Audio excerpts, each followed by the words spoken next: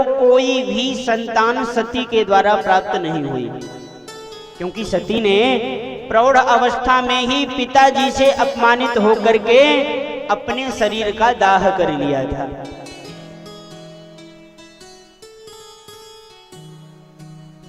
तो ये कथा सुन कौन रहे हैं जानते हैं आप? ये कथा सुन रहे हैं विदुर जी, और सुना कौन रहे हैं? मैत्रेय मुनि। भागवत में ही 3 संवाद प्रारंभ हो गए। सूत जी और शौनकादि ऋषियों का संवाद प्रथम, परीक्षित जी और सुखदेव जी का संवाद द्वितीय, और अभी जो कथा चल रही है उसमें श्रवण कर रहे हैं विदुर जी महाराज, और श्रवण करा रहे हैं श्री मैत्रेय मुनि जी महाराज। विदुर जी ने पूछा कि महाराज, पुत्री पर तो पिता का बड़ा स्नेह होता है, प्रेम होता है, फिर क्या ऐसा कारण हो गया कि माता सती ने अपना शरीर पिता के ही घर में छोड़ दिया? क्या कारण है? तो अब माता सती का विशिष्ट चरित्र सुना रहे हैं श्री मैत्रेय मुनि। वो कहते हैं कि विदुर सुनो, भवे शीलवतां श्रेष्ठे दक्षो दुहितृवत्सल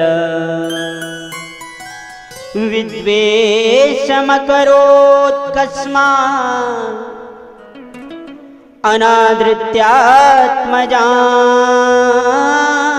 सती अनादृत्याम आत्मजां सती। क्या कारण है कि दक्ष ने क्या ऐसा किया था कि दक्ष के अपमान से अपमानित होकर के महारानी सती को शरीर त्यागना पड़ा? तो कथा सुना रहे हैं। हे विदुर, ये जो अभिमान है ना, ये अभिमान ऐसा दुर्दांत राक्षस है कि यदि किसी को अभिमान हो जाए ना तो फिर वो अपनों को भी पहचानने से मना कर देता है, अपनों को भी पहचानने से मना कर देता है। भैया थोड़ा सा इन बच्चों को, सियाराम, इन बच्चों को थोड़ा सा किनारे करवा दीजिएगा, उधर पीछे साइड में। ये दरिद्र नारायण भगवान ही पधारे हैं, पर इनको थोड़ा यहाँ से तिरोहित करवा दीजिए। बोल भक्तवत्सल भगवान की।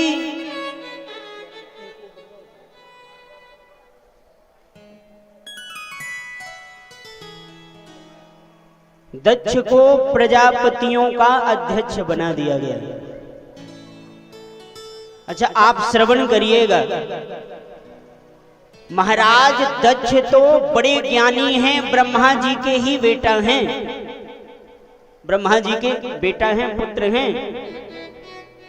लेकिन महाराज दक्ष के माध्यम से ये कथा आप हमारे लिए है। महाराज दक्ष ज्ञानी तो हैं, पर ये अपने ही ज्ञान को श्रेष्ठ मानते हैं। आप लोगों से मैं एक निवेदन करूं, सनातन धर्म के जो ग्रंथ हैं वो केवल अपनी ही बात को श्रेष्ठ मानने की आज्ञा नहीं देते। हमसे एक सज्जन ने पूछा कि महाराज जी, सनातन धर्म के ग्रंथ में तो कोई ग्रंथ कहता है कि देवी जी से सृष्टि चली है और माता रानी ही सबकी मां है, और सृष्टि इन्हीं से प्रारंभ होती है और इन्हीं से समापन होती है। तो एक ग्रंथ में तो शिव जी को सबका प्रकट करता बताया गया, तो किसी ग्रंथ में नारायण को ही सबका परमेश्वर बताया गया। इसका कारण क्या है?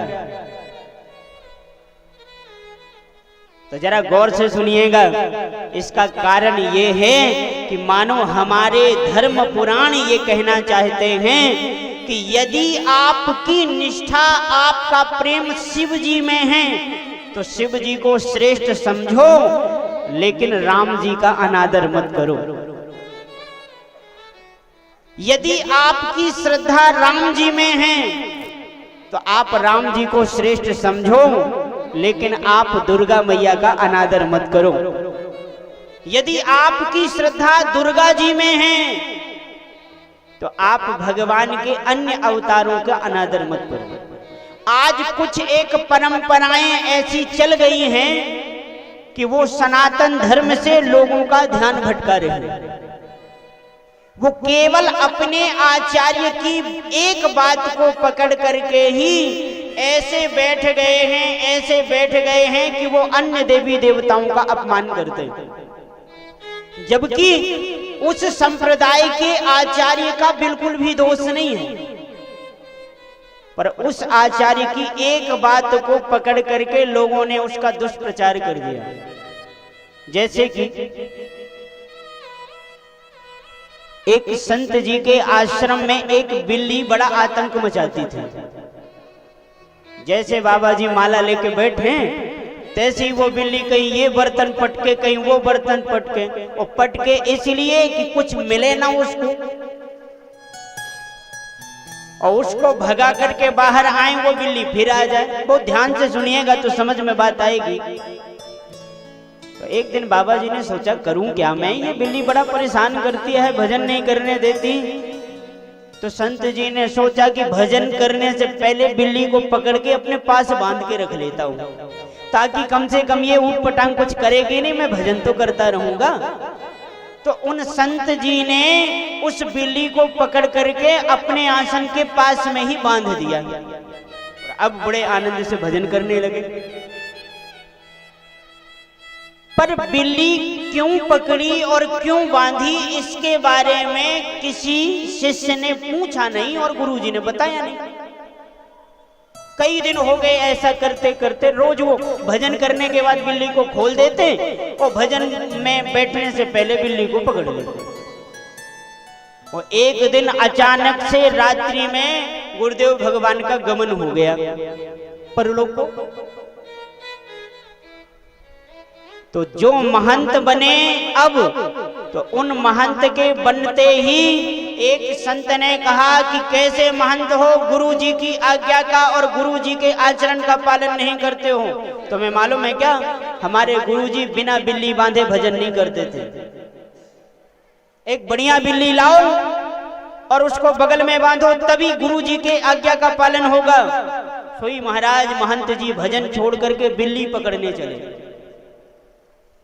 भैया बिल्ली मिल जाए तो गुरु जी की बात की रक्षा हो जाए, जबकि बिल्ली पकड़ करके बांधना है ये अनिवार्य नहीं था। पर अब उन शिष्यों ने ये कह दिया, जो अन्य लोग बिना बिल्ली के भजन कर रहे थे उनको कहा ये पाखंड है, ये भजन हो ही नहीं सकता। अरे भजन तो तब होता है जब बिल्ली बगल में बंधी हो। हमारी बात का तात्पर्य आप समझ गए। कुछ ऐसे मत बन गए हैं भारतवर्ष में, अभी नए नए उपजे हैं, जिन्होंने ये कह दिया। एक तो ऐसे हैं महाराज जो ये कहते, देखो भाई संत और गुरु अपने चेला के लिए भगवान होते हैं, ये सत्य बात है, लेकिन भगवान ही नहीं होते हैं ये कहना कोरा पाप है, अन्याय है। अरे शिष्य तो समझे अपने गुरु जी को गुरु ब्रह्मा गुरु विष्णु गुरु देवो महेश्वरा, पर गुरु जी ही अपने आप को ब्रह्मा विष्णु महेश समझने लग जाएं, इसमें गुरु जी की नरक यात्रा कन्फर्म है महाराज।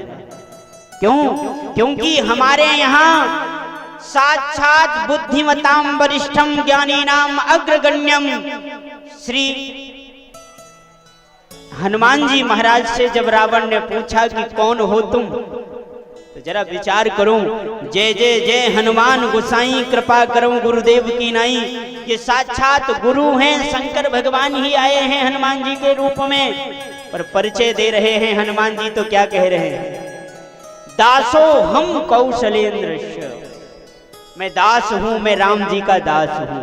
इसीलिए भैया हमारे यहाँ कुछ परंपरा तो ऐसे हैं जो हमारी माता दुर्गा को गाली देते हैं, जो हमारे देवताओं को गाली देते हैं और ये कहते हैं कि भैया कबीरदास जी ही परब्रह्म हैं, कबीर परब्रह्म है, उसके अलावा कोई नहीं है। मैं उनसे पूछना चाहता हूं कि कबीर श्रेष्ठ कैसे हुए राम का नाम गाकर।